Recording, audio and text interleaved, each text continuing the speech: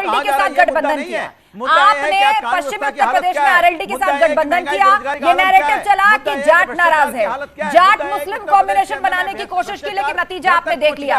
और अब पश्चिमी यूपी में भाजपा ने अपना चक्रव्यूह बिछाया है, आपको लग रहा है कड़ी टक्कर मिलेगी किसको?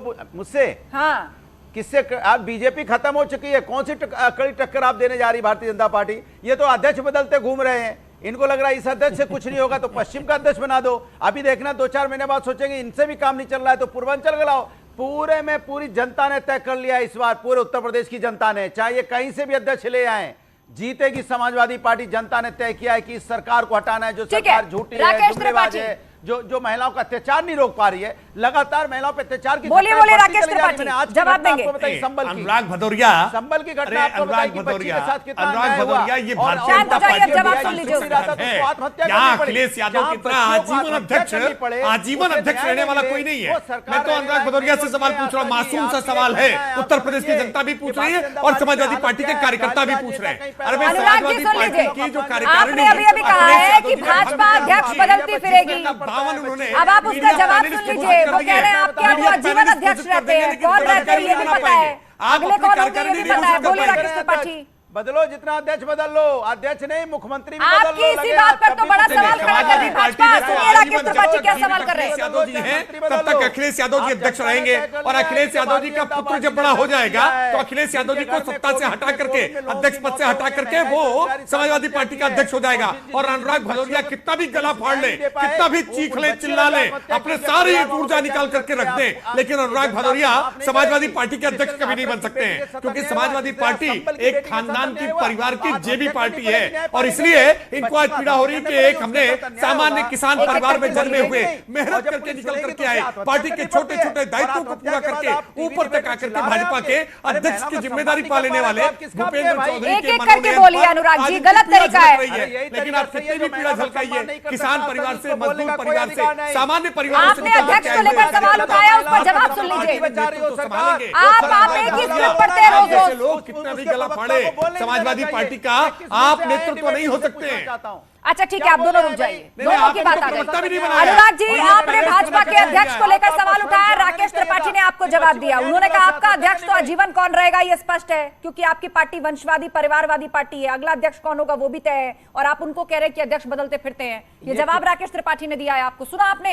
मैं बोल रहा हूँ, ये क्या सुनाएंगे? अपनी कार्यकारिणी घोषित नहीं कर पा रहे, 52 मीडिया पैनलिस्ट घोषित कर दिए, कार्यकारिणी नहीं घोषित कर पाएंगे, महासचिव उपाध्यक्ष नहीं बना पाएंगे, सचिव नहीं घोषित कर पाएंगे, कार्यकारिणी नहीं घोषित करेंगे, मीडिया पैनलिस्ट घोषित करेंगे। मीडिया पैनलिस्ट के दम पर संगठन चलेगा क्या?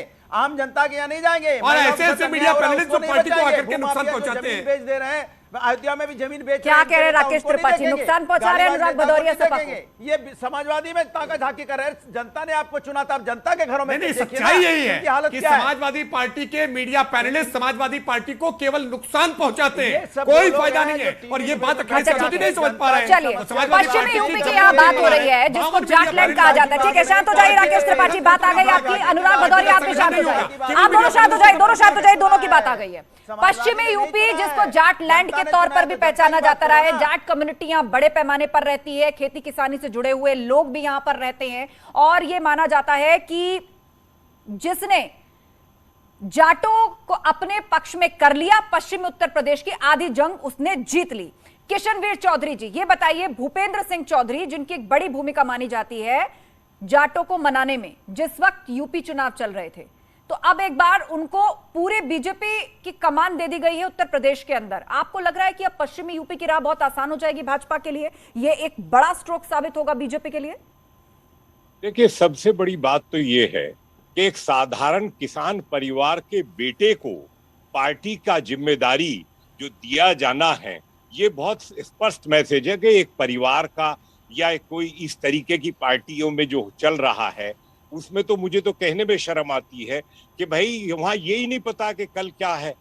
आज ये बिल्कुल खुली बात है कि किसानों के परिवारों में से जिन लोगों को मौका दिया है, जो जमीन की हकीकत जानते हैं।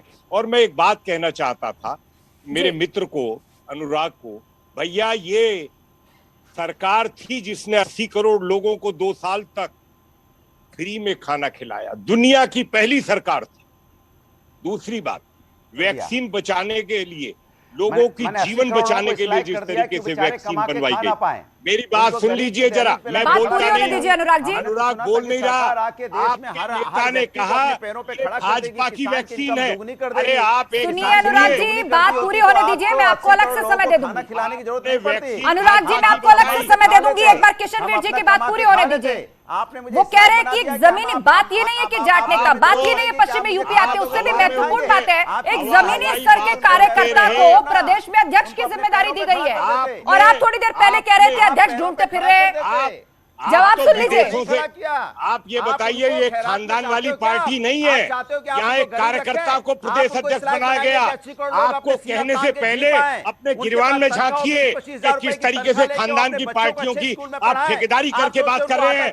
अरे आपके नेता ने वैक्सीन पर सवाल उठाया, इस देश के साइंटिस्टों ने वैक्सीन बनाई, आपको ये भी, और बाद में वही वैक्सीन लगवाई। आप लोगों की बातें जनता के जहन में आज भी जिंदा है। किशनवीर चौधरी किसान नेता है, उनका किसी राजनीतिक पार्टी से कोई वास्ता नहीं है, लेकिन ये अपनी कम्युनिटी की आवाज सामने रख रहे हैं। वो इस बात को मान रहे हैं कि कैसे एक जमीनी कार्यकर्ता अध्यक्ष बन गया, उसकी जर्नी देखिए, उसकी मेहनत देखिए, उसको बूथ स्तर के कार्यकर्ता का नाम याद है। ऐसी सरकार जिसने 2-2.5 साल तक गरीबों को मुफ्त राशन दिया, और आपने कहा कि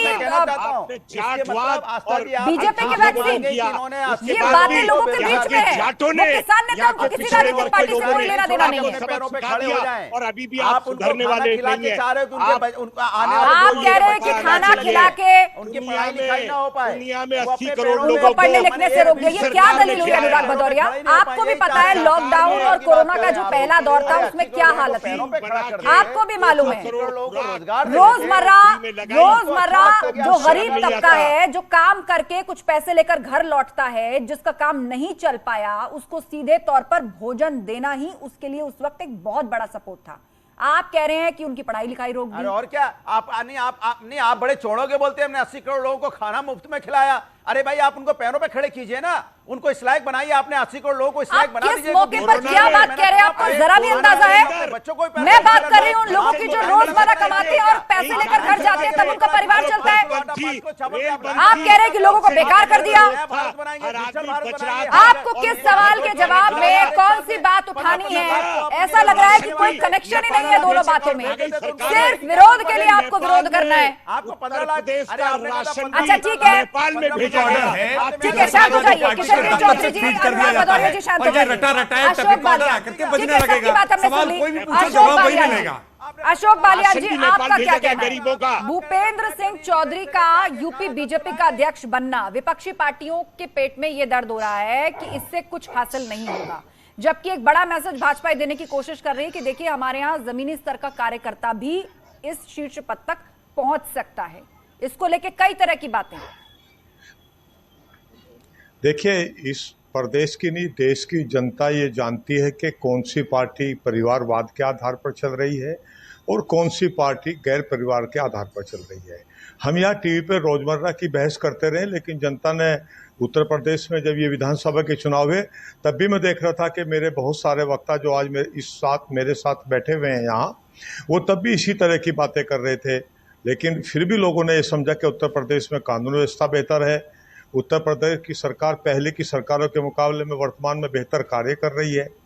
तो मैं समझता हूँ कि पश्चिमी उत्तर प्रदेश में भूपेंद्र चौधरी के बनने से ये ठीक है कि हर समुदाय चाहता है कि उसको सरकार में और संगठन में उसका प्रतिनिधित्व मिले। इस बात को मैं समझता हूँ कि कोई चाहे टीवी की बहस में ना स्वीकार करे, लेकिन ये बात निश्चित तौर पर मैं कह सकता हूँ कि हर समुदाय चाहता है कि हर पार्टी में उसका प्रतिनिधित्व बढ़े। यदि उस पार्टी की सरकार है तो उसमें प्रतिनिधित्व बढ़े। तो निश्चित तौर पर पश्चिमी उत्तर प्रदेश में भूपेंद्र चौधरी के बनने से, हालांकि वो इस मेरिट पर नहीं बनाए गए कि वो केवल जाट हैं, वो इस मेरिट पर भी बने हैं कि वो सरकार और संगठन दोनों के लिए उनका एक लंबा अनुभव है 30-32 साल का, और वो सरल भाषी हैं। और यहाँ जब मैंने देखा कि पश्चिमी उत्तर प्रदेश के लोग भी दिल्ली कृषि कानूनों को लेकर आंदोलनरत थे, तब उनका यहाँ पश्चिमी उत्तर प्रदेश में, जहाँ उस वक्त किसान संगठनों ने कॉल किया था कि भाई हम घुसने नहीं देंगे बीजेपी के लोगों के, भूपेंद्र चौधरी का पश्चिमी उत्तर प्रदेश में लगातार दौरा रहा और मैंने देखा कि वो एक सरल व्यक्ति हैं और निश्चित तौर पर 2024 संगठन पर पकड़ और जमीन पर मेहनत वो कहीं ना कहीं लोगों ने देखी, महसूस की, और आज ये कहा जाता है कि उनके उस लंबे चौड़े अनुभव को अब प्रदेश अध्यक्ष के तौर पर बीजेपी जो है उनके अनुभव का लाभ लेगी। संदीप चौधरी जी, क्या वाकई जिस तरह विपक्षी पार्टियां विरोध कर रही हैं और भूपेंद्र सिंह चौधरी को यूपी बीजेपी का अध्यक्ष बनाया गया, इसको भाजपा का मास्टर स्ट्रोक ही कहा जाएगा? क्योंकि जब भी भूपेंद्र सिंह चौधरी पर उंगली उठाई जाएगी, परिवारवाद और वंशवाद का मुद्दा भी भाजपा की तरफ से आगे